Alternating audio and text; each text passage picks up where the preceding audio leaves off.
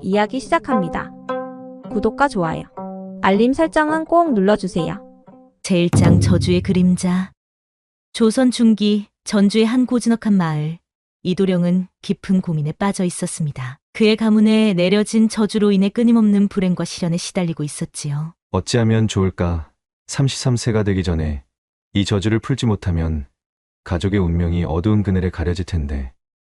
그는 가족에게 내려진 저주로 인해 끊임없이 불행과 시련에 시달리고 있었지요. 그의 얼굴은 남자가 봐도 한눈에 반할 정도로 아름다웠지만 웬만한 장정 둘셋쯤은 쉽게 던져버릴 수 있을 정도로 힘과 무공에 뛰어났지요. 그리고 호수처럼 깊은 눈매와 단단한 체격을 가진 남자였습니다. 하지만 가문의 저주를 풀지 않으면 모든 것이 끝날 것이라는 절박한 생각이 지배하고 있었지요. 아니다. 포기할 수는 없어. 반드시 방법을 찾아내고 말겠어. 그러던 중 이도령은 한 노인을 만나게 되었습니다. 잠시 후 노인은 이도령에게 다가와 말을 하기 시작했는데, 젊은이, 그대의 얼굴에 근심이 가득해 보이는구려. 혹시 무슨 곡절이라도 있는가? 아, 노인장. 제가 그리 보입니까? 그렇다네. 그대의 눈빛에서 슬픔이 느껴진다네. 무슨 일이 있으면 말해보게. 이도령은 잠시 망설이다가 대답했지요. 사실 저희 가문에 내려진 저주 때문에 고민하고 있습니다. 33세가 되기 전에 반드시 저주를 풀어야 하는데. 오, 그렇군. 혹시 전설의 여인들에 대해 들어본 적이 있는가? 전설의 여인들이요? 노인은 이도령에게 오래된 전설에 대해 이야기해 주었습니다. 저주를 풀기 위해서는 4명의 전설의 여인들을 만나야 한다는 것이지. 그 여인들의 처녀의 흔적이 제물로 바쳐져야 한다네. 그것이 저주를 푸는 열쇠라네. 정말입니까? 그 여인들을 어떻게 찾을 수 있을까요? 노인은 미소를 지으며 대답했지요. 그건 자네의 운명이 결정할 것이야. 하지만 첫 번째 여인은 이미 자네 곁에 가까이 있다네. 이 말을 들은 이도령은 깊은 생각에 잠겼습니다. 그리고 얼마 지나지 않아 그는 첫 번째 여인을 만날 수 있었지요. 그녀는 그와 그의 가문에 내려진 저주를 푸는데 첫 열쇠가 되어줄 여인이었지요. 첫 번째 여인, 그녀의 이름은 난양. 난양은 오래된 가문과 연관된 신비로운 전설을 알고 있었고, 그녀가 바로 이 전설의 핵심 인물 중 하나라는 사실을 이도령에게 알렸습니다. 난양은 이도령에게 다가와 진지한 표정으로 말했지요. 선비님, 저주를 풀기 위해서는 반드시 알아야 할 것이 있답니다. 저희 가문에는 오래된 전설이 전해 내려오고 있지요. 이 전설에 따르면 저주를 풀기 위해서는 4명의 여인들의 처녀의 흔적이 제물로 바쳐져야 한다고 하는데, 그 중에는 제 것이 첫 번째가 될 것이라고 저희 유모에게 전해 들었어요. 난양의 얼굴은 부끄러움과 처음 경험하게 될 것에 대한 두려움으로 가득 차 있었고, 그녀는 말을 잇지 못하고 불안하게 손을 비비며 머뭇거렸습니다. 저를 포함한 5여인의 처녀의 흔적이 필요해요. 이게 제 것이 가장 중요한 제물이 될 것이라는 걸 알고 있어요. 그렇게 첫 번째 비밀을 품은 난양은 어릴 때부터 이런 날이 올 것이라고 유모에게 들은 대로 오늘 밤 이도령과 함께 운우지정을 나누게 되었지요. 작은 불빛 아래 처음 세상에 태어날 때의 모습으로 이도령을 받아들이면서 난생 처음 남자를 알게 되었지요. 그렇게 이도령은 그녀의 아름다움에 놀라움을 감추지 못하며 그녀에게서 풍기는 나양을 맡으며 함께 밤을 보내고 있었지요. 그렇게 그는 그녀의 희생을 격렬하게 받아들이고 있었습니다. 난양낭자, 당신의 용기와 희생에 깊이 감사하오. 얼마의 시간이 지났을까? 난양은 조용히 방을 나섰는데 그녀의 볼은 마치 복숭아처럼 발그레하였지요. 그렇게 이도령은 진실과 저주를 푸는데 필요한 단서를 마음속에 새기며 앞으로 만날 다른 여인들과의 여정을 준비했습니다. 그의 여정은 이제 막 시작되었고 그가 겪어야 할 시련과 도전은 계속될 것이었지요. 그는 난양의 희생을 잊지 않고 저주를 푸는 길을 찾아 나아가기로 결심했습니다. 제2장 전주에서의 만남. 햇살이 비치는 전주의 오후, 이도령은 첫 번째 여인 난양의 소개로 두 번째 여인 연하를 만나러 가기로 했습니다. 연하는 전주에서 명성 높은 서점을 운영하며 신령의 전설에 관한 중요한 정보를 지니고 있었지요. 서점의 문을 열자 오래된 책 냄새와 함께 고요한 분위기가 감돌았습니다. 이도령은 서점 깊숙한 곳에 자리한 연하를 발견했지요. 그녀는 고요한 미소와 함께 다소 밝은 색상의 한복을 입고 있었고 긴 머리카락이 부드럽게 흘러내렸습니다.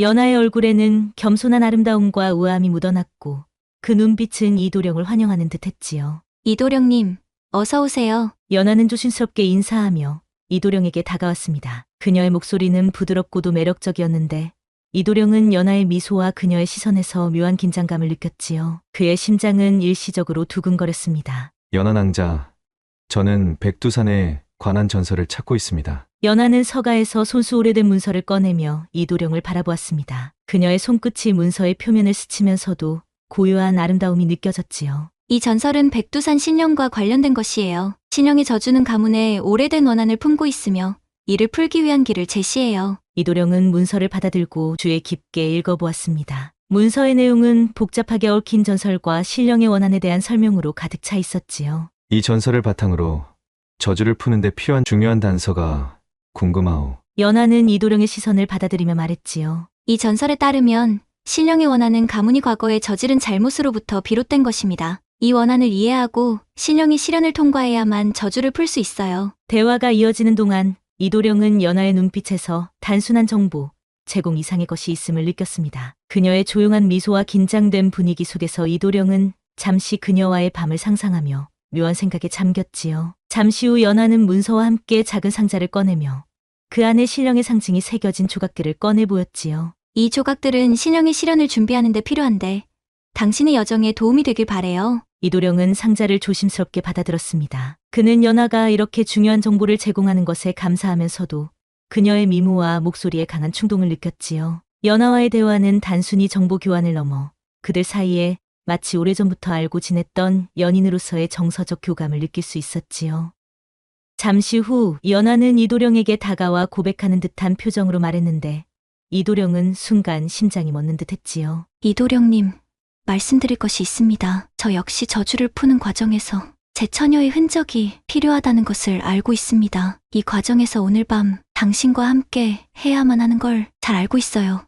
그래서 부끄럽지만 제 부탁을 들어주실 수 있을까요? 연하낭자, 이도령의 손이 그녀의 어깨를 살며시 감싸자 연하는 조용히 미소 지으며 이도령과의 훗날 약속을 다짐했지요. 그렇게 그녀는 이도령의 것을 받아들이고 있었고 어느새 눈에는 눈물이 맺히고 있었지요. 이도령님, 이도령님께서 원하시는 일들이 성공적으로 마무리되기를 기원해요.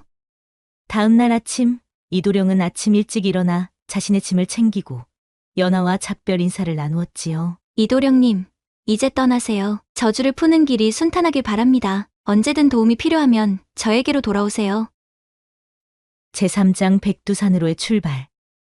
이도령은 전주에서의 만남을 뒤로하고 백두산으로 향하는 여정을 시작했습니다. 그의 가슴 속에는 난양과 연하와의 만남이 아직 생생하게 남아 있었지요. 백두산, 그곳에서 저주의 비밀을 풀 수 있을까? 이도령이 말을 타고 가는 중 갑자기 한 노인이 그의 앞에 나타났습니다. 젊은이, 잠시 말을 멈추시오. 아이고, 노인장, 무슨 일이십니까? 백두산으로 가는 길 쉽지 않을 것이오. 하지만 이 부적을 가져가시오. 위험할 때 도움이 될 것이오. 이도령은 노인이 건네주는 부적을 받아들며 고개를 숙여 감사를 표하자 노인은 마치 안개처럼 사라졌고 이도령은 놀라서 급히 길을 재촉했습니다. 며칠 후 그는 작은 마을에 있는 주막에 도착했지요. 어서 오세요. 나그네님, 백두산으로 가시는 길인가 봅니다. 네, 그렇습니다. 혹시 백두산에 대해 아시는 것이 있으신지요? 백두산은 신비로운 곳이라고들 하지요. 하지만 조심하셔야 합니다. 최근 산적들이 자주 출몰한다고 합니다. 이도령은 주막 주인과 잠시 대화를 나눈 후 주막에서 하룻밤을 묵으며 여정을 위한 준비를 마치자 잠이 들었는데 그날 밤 그는 꿈속에서 난양과 연하를 만났지요. 꿈속에서 난양과 연하는 걱정스러운 표정으로 말했지요. 이도령님, 조심하세요. 백두산에는 많은 위험이 도사리고 있어요. 하지만 포기하지 마세요. 우리의 마음이 항상 당신과 함께 있을 거예요. 잠시 후 이도령은 꿈에서 깼는데 그녀들이 자신과 함께 이 여정을 하고 있다고 생각했지요. 제4장 세 번째 여인과의 만남. 백두산 기슭에 도착한 이도령은 세 번째 여인을 찾아 헤매고 있었습니다. 그녀는 백두산과 신령의 전설에 대한 깊은 지식을 가진 인물로 저주를 푸는데 꼭 필요한 정보를 가지고 있었지요. 이도령은 마을 사람들로부터 매화 낭자의 오두막이 숲속 깊숙이 위치해 있다는 말을 듣고 조심스럽게 그 길을 따라갔습니다. 드디어 매화 낭자의 오두막이 눈에 들어왔는데 오두막은 나무와 이끼로 덮여 있었고 그 주위는 고요하고 신비로운 분위기로 감싸여 있었습니다. 이도령이 오두막에 도착하자 매화는 마치 알고 있었다는 듯이 밝은 표정으로 그를 맞이했는데 그녀는 30대 초반의 여인이었으나 얼굴 생김새와 몸매는 20대라고 해도 믿을 정도로 젊어 보였으며 왠지 모르게 남자를 압도하는 묘한 분위기를 가진 아름다운 여인이었지요. 특히 그 눈빛에서는 깊은 지혜와 경험이 묻어났습니다. 이도령님, 서차를 통해서 오신다는 소식을 들었습니다. 오신 것을 환영합니다. 매화는 부드럽게 인사하며 말했지요. 여기까지 오시는 길이 쉽지 않으셨을 텐데 잘 오셨어요. 이도령은 그녀에게 머리를 숙이며 대답했지요. 매화낭자, 저는 백두산의 저주를 풀기 위해 이곳에 왔습니다. 저주에 대한 중요한 정보를 찾고 있는데 낭자께서 도와주실 것이라고 해서 이렇게 찾아왔소이다. 매화는 특유의 미소로 이도령에게 화답하였고 백두산과 신령의 전설에 대한 자신의 지식을 차례로 설명했습니다. 백두산의 신령은 오랜 세월 동안 분노와 슬픔을 간직하고 있어요. 그 이유는 당신의 조상이 신령이 여인을 배신했기 때문이죠. 신령이 여인은 신령의 사랑을 받던 존재였으나 당신 조상의 배신으로 인해 신령은 원한을 품게 되었습니다. 잠시 후 그녀는 이도령을 안쪽 방으로 안내했습니다. 그곳에서 그녀는 오래된 두루마리를 꺼내며 말했지요. 이 두루마리에는 저주의 근원과 그것을 풀 수 있는 중요한 단서가 적혀 있답니다. 하지만 이를 읽기 위해서는 저의 것을 바쳐야 하지요. 매화낭자, 그런 큰 희생을. 매화는 미소를 지으며 말했지요. 이는 제 운명이자 소명입니다. 이도령님. 그녀의 눈빛은 묘한 매력을 지니고 있었는데 이도령은 그녀를 보자 마치 최면에 빠진 듯한 기분이 되었지요. 매화낭자와도 함께 밤을 보내게 되구나. 이도령도 남자였기에 그녀의 묘한 매력에 자신도 모르게 몽둥이가 불끈 솟아오르는 것이 아닙니까? 그러자 이도령이 먼저 그녀의 손을 잡으며 말했지요. 매화낭자, 당신에게 제가 몹쓸 짓을 하는 것 같아 미안하오. 그러자 그녀가 옷섭을 풀며 이야기했지요. 아닙니다. 소녀는 신경 쓰시지 마셔요. 저는 지금 이 순간을 받아들이기로 결정했답니다. 그러니 원하시는 바를 이루세요. 그리고 훗날 저를 잊지 말아주셔요. 이도령은 그녀와 입을 맞추며 약속을 다짐했습니다. 제5장 4번째 여인과의 만남. 매화와 뜨거웠던 밤을 보낸 후 길을 떠난 이도령은 어느새 신비한 분위기의 동굴을 마주하게 되었는데 그곳에서 4번째 여인인 옥년을 찾아 헤매고 있었습니다. 동굴 속으로 잠시 걸어 들어가자 한 여인의 실루엣이 천천히 드러났는데 옥년은 신령의 전설에 대한 중요한 단서를 가지고 있는 마지막 여인이었지요. 그녀의 존재는 이도령의 여정의 마지막 퍼즐 조각이 될 것입니다. 옥년은 밝은 미소와 함께 이도령을 맞이했습니다. 그녀는 다소 짧은 붉은색 한복을 입고 있었으며 그 모습은 동굴 속에서조차 눈에 띄게 빛났으며 마치 이국의 여자처럼 느껴졌지요. 이도령님, 드디어 만나게 되어 기뻐요. 옥년은 하얀 치아를 드러내며 환한 미소를 지으며 말했지요. 이곳은 오래된 전설과 신령의 기억이 담긴 곳입니다. 당신이 지금까지 얻은 정보들은 저주를 푸는데 큰 도움이 될 거예요. 하지만 최종적인 단서는 제가 제공하게 되겠지요? 그러니 소녀의 요청을 절대 거절하시면 아니 되옵니다. 이도령은 그녀의 에너지와 밝은 성격에 감명을 받으며 대답했지요. 옥년낭자, 고맙소이다. 당신이 원하는 것이면 다 들어줄 것이니 마지막 퍼즐을 맞출 수 있도록 도와주면 고맙겠소. 그녀는 동굴의 한쪽 벽에서 오래된 문서를 꺼내 이정민에게 건넸습니다. 그 문서에는 신령의 원한과 저주를 푸는 방법에 대한 마지막 단서가 적혀 있었지요. 문서에는 복잡한 상징과 예식에 관한 설명이 포함되어 있었고 이를 통해 신령의 원한을 완전히 해소할 수 있을 것이라는 내용도 담겨 있었습니다. 이 문서에 나와 있는 절차를 올바르게 수행하기 위해서는 단순한 지식 이상의 것이 필요해요. 특히 마지막 의식을 준비하는 과정에서 중요한 것은 마음의 준비입니다. 옥년은 신중하게 설명했지요. 그녀의 밝은 성격과 다정한 목소리에 이도령은 잠시 후 그녀와 나누게 될 하룻밤을 생각하며 이도령의 그것이 벌써부터 꿈틀꿈틀거리는 걸 느낄 수 있었지요. 이 문서에 적힌 절차를 어떻게 이행하는 것이오? 옥년은 한 걸음 다가서며 이도령님, 저도 이 여정을 돕기 위해서는 제 처녀의 흔적을 제공해야 하는 걸 잘 알고 있답니다. 부끄러워하는 듯 아닌 듯 이야기하며 이도령의 어깨에 살짝 기대고 있었지요. 이도령은 옥년의 밝은 미소 속에서 그동안의 피로와 긴장이 풀리는 것을 느꼈습니다. 동굴 속 희미한 빛 아래 옥년의 눈빛은 깊고도 부드럽게 빛났지요. 그녀의 모습은 신비로우면서도 어딘가 친근한 매력이 있었고 그 매력은 이도령을 끌어당기고 있었습니다. 이도령님, 이제 저의 도움을 받아 마지막 여정을 마무리 지으셔야 합니다. 옥녀는 부드러운 목소리로 속삭였는데 그 말에는 은근한 긴장감이 배어 있었지요. 이도령은 옥년의 말에 가볍게 고개를 끄덕였다. 옥년 낭자. 이도령의 마음속엔 그녀에게 더 가까이 다가가고자 하는 열망이 불타올랐고, 그러자 옥년은 천천히 이도령에게 다가가 그의 손을 잡았습니다. 그녀의 손끝이 닿는 순간 이도령은 따스한 감정이 물결처럼 퍼지는 것을 느꼈지요. 이도령이 그녀의 얼굴을 부드럽게 어루만지자 옥년은 가볍게 눈을 감았고, 이도령의 손길은 그녀의 볼을 지나 그녀의 입술을 향해 천천히 다가갔는데, 그 순간 두 사람은 서로의 마음속 깊은 곳에 자리한 감정을 확인하며 입을 맞췄습니다. 그날 밤 동굴 깊숙한 곳에서는 옥년이 흐느끼는 소리가 다음날 아침까지 이어졌고, 이도령이 편안하게 준비할 수 있도록 그의 몸과 마음을 편안하게 해주기 위해 애썼습니다. 다음날 아침 그들은 서로의 눈을 바라보며 마지막 여정을 떠날 준비를 마쳤습니다. 이도령은 옥년의 마음속에 자리한 깊은 사랑을 느끼며 백두산의 신성한 장소로 향할 결의를 다졌지요. 옥년과의 밤은 그에게 새로운 힘과 용기를 불어넣었고, 그녀는 그의 여정의 마지막까지 함께하겠다고 다짐했지요. 제6장 진실의 조각들. 백두산의 기운이 여전히 무겁게 감돌고 있는 아침, 이도령은 옥년과의 만남에서 너무나 적극적이었던 그녀 때문에 온몸이 쑤시고 뻐근했지만, 백두산의 정수에 다다르기 위해 마지막 단서들을 정리하며 깊은 사고에 잠겼습니다. 그는 동굴에서 난양, 연화, 매화, 그리고 옥년까지 4명의 여인들로부터 얻은 처녀의 흔적들을 모아놓고 저주를 푸는 데 필요한 실마리를 찾기 위해 집중했지요.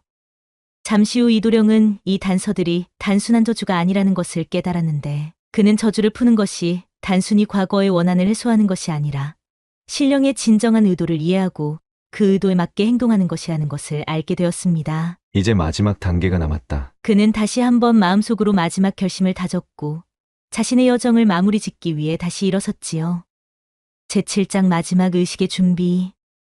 백두산 천지 근처, 이도령은 이제 모든 여정의 마지막 단계에 들어섰고, 그의 손에는 4명의 여인으로부터 받은 처녀의 흔적을 간직한 재물이 들려 있었지요. 그는 신성한 장소의 중심에 위치한 고대의 제단 앞에 서서 재물들을 조심스럽게 펼쳤습니다. 드디어 여기까지 왔구나. 그의 마음은 의식의 성공 여부에 대한 두려움과 기대감으로 가득 차 있었고, 마지막 의식이 신령의 심판을 받을 준비가 되었음을 확신하고 있었지요. 잠시 후 제단의 불꽃과 향기가 그를 감싸며 신령과의 연결이 이루어지는 듯한 신비로운 순간이 찾아왔지요. 제8장 신령의 여인과의 대면. 백두산의 신전. 이곳은 신령의 원한이 응축된 신성한 장소로 오래된 신화와 전설이 숨쉬는 곳입니다. 이도령은 이 신전의 깊숙한 곳으로 들어가 과거의 배신으로 인해 저주를 간직한 신령의 여인과 마주하기 위해 긴장한 마음으로 발걸음을 옮겼지요. 신전의 중심에는 한 여인이 서 있었는데, 그녀의 눈은 깊은 신비로움과 고요한 슬픔을 담고 있었으며 피부는 희고 투명하게 빛났지요. 그녀가 착용한 고풍스러운 한복은 신령의 고귀함을 더해주었고 마치 시간의 흐름을 초월한 듯한 느낌을 주고 있었습니다. 자신도 모르게 잠시 그녀의 모습에 홀렸던 이도령은 얼른 그녀의 앞에 무릎을 꿇고 자신의 사명과 진심을 담아 말하기 시작했습니다. 여인이여, 가문에 걸린 저주를 풀기 위한 마지막 진실을 알려주시오. 여인은 차분한 목소리로 대답했지요. 이도령님, 저주를 풀기 위해서는 진정한 이해와 희생이 필요합니다. 당신이 기억해야 할 것은 저주가 단순한 원한에 의해 시작된 것이 아니라 과거의 배신과 불신에서 비롯되었다는 것입니다. 그로 인해 신령의 원한이 이 가문에 남았고 그 원한이 저주로 이어진 것입니다. 저주를 풀기 위해서는 당신이 과거의 죄를 씻고 진정한 희생을 해야 합니다. 그 후 여인은 이도령이 저주를 해소할 수 있는 마지막 단계를 준비하도록 안내했는데, 신령의 여인과의 대면은 이도령의 여정에서 중요한 전환점을 의미했습니다. 제9장 저주의 진실. 신령의 여인과의 대면 후 신전의 한가운데서 신령이 나타났습니다. 신령은 고요하고 위험 있는 모습으로 이도령 앞에 섰는데 단호한 목소리로 말을 시작했습니다. 이도령, 저주를 풀기 위해서는 진실을 마주해야만 한다. 너가 지금까지 겪어온 고난과 시련은 단순한 우연이 아니었다. 저주가 시작된 이유는 너의 조상이 나의 여인을 배신했기 때문이다. 그렇다면 저주를 풀기 위해서는 어떻게 해야 합니까? 제 조상이 저지른 잘못을 어떻게 해결할 수 있습니까? 신령은 잠시 침묵한 뒤 대답했지요. 저주를 풀기 위해서는 신령의 여인과의 깊은 합일이 필요하다. 그러나 이 합일은 단순한 육체적 접촉이 아니라 순수한 마음으로 이루어져야 한다. 너가 신령의 여인과 진정한 마음으로 연결될 때 그녀의 원한과 기억이 사라지게 되고 그로 인해 저주가 풀리게 될 것이다. 이도령은 잠시 갈등을 했지만 처음 신령의 여인을 마주했을 때 이미 그녀와의 잠자리를 생각했기 때문에 속으로는 기뻐했지요. 제10장 희생의 대가. 잠시 후 이도령은 신령의 여인에게 다가가며 부드러운 목소리로 말했지요. 이것이 우리가 해야 할 유일한 방법이라면 나는 그것을 감수하겠소. 신령의 여인은 그의 말을 듣고 눈물이 그녀의 뺨을 타고 흘렀지만 그녀는 결심한 듯 고개를 끄덕였지요. 그녀는 이도령의 손을 잡고 신전의 어두운 구석으로 그를 이끌었습니다. 밤이 깊어가면서 이도령과 신령의 여인은 신령의 요구를 충족시키기 위해 서로를 받아들였지요. 이 과정은 단순한 의무를 넘어 두 사람이 하나가 되어야 하는 운명적인 의식이었고 신령의 여인은 이도령과의 합의를 통해 점차 마음속 깊이 묻어둔 아픔을 녹여갔지요. 의식이 끝나고 나서 여인은 평화로운 표정을 지었습니다. 이도령은 그녀가 완전히 해방된 것을 느끼며 안도의 한숨을 내쉬었지요. 잠시 후 신령의 목소리가 어둠 속에서 울려 퍼졌습니다. 이도령, 당신의 희생과 용기로 저주가 완전히 해소되었다. 여인의 기억 속의 원한도 사라졌고 저주는 끝났다. 이제 너의 가문은 구원받을 것이다. 이도령은 신령의 말을 듣고 깊은 안도의 감정을 느꼈습니다. 그리고 여인은 이제 자신의 과거를 잊고 새로운 시작을 맞이할 준비가 되었지요. 이도령은 그녀의 행복을 기원하며 신전의 문을 열었습니다. 제11장 전설의 끝과 새로운 시작. 전주, 이도령의 대저택, 대청마루에 펼쳐진 큰 축제의 날, 이도령은 가족과 함께 귀환의 기쁨을 나누며 백두산에서의 긴 여정을 마무리했고 대청마루의 중앙에 서서 가족과 하인들 앞에서 자신이 만난 5명의 여인들과의 혼례식을 올릴 것을 선언했습니다. 저는 백두산에서 만난 5분의 여인들과 함께 할 것입니다. 이들 모두를 제 아내로 맞아들여 새로운 시작을 함께 하겠습니다. 잠시 후 하인들은 이도령의 말에 놀라움을 금치 못했습니다. 한 하인은 이도령의 결정에 대해 농을 던지며 동료들에게 말했지요. 이제 이 집에는 5명의 여인이 더 들어오겠군. 매일 아침 일어날 때마다 5분의 마님에게 인사를 해야겠어. 또 다른 하인도 덧붙였지요. 그래서 그분들이 모두 함께 살게 되는 건가? 나나님이 5분이시니 이도령님께서 밤마다 바쁘게 생기셨네 그려. 5명의 아내라니 부럽군. 부러워. 야담TV 채널을 시청해주셔서 정말 감사합니다. 앞으로도 재미있고 유익한 영상을 만들기 위해 노력할게요. 구독과 좋아요, 알림 설정도 꼭 해주세요.